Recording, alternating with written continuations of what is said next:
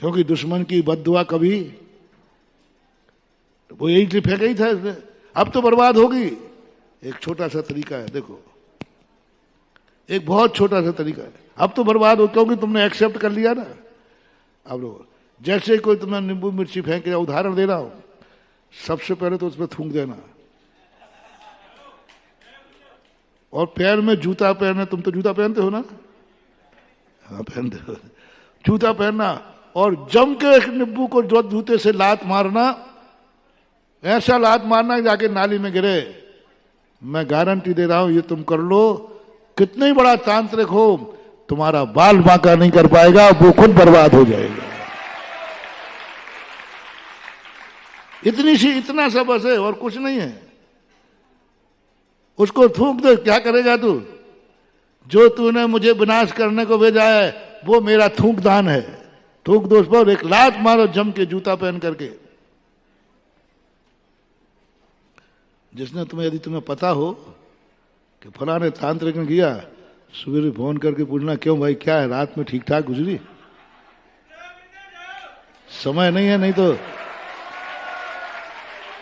समय नहीं है, नहीं तो ये उदाहरण ही बताता। एक बार एक तांत्रिक ने तांत्र किया पंचकल्याण के समय, बहुत हड्डी, उल्लू के पैर वगैरह, वो बेदी के पीछे गाड़ गया, और किसी महाराज ने कराया था, और किसी ने बताया, महाराज वो मैं शाम को सामायिक बैठने वाला था, और मैं वहां तक जा नहीं सकता था, रात हो गई। मैंने एक भक्त को तैयार किया, कई भक्त तो डर गए, अरे महाराज मैं नहीं करूंगा। मैंने एक भक्त को जूते पहना, मैं जूते पहन के जा, पहले तो जहां वो गाड़ा वहां थूकना, और हो सके तो उसी पे करना सुसु, पोटी की नहीं गई मेरे को, वो तो हाँ, वो भी हो तो कोई बात नहीं, चलेगा।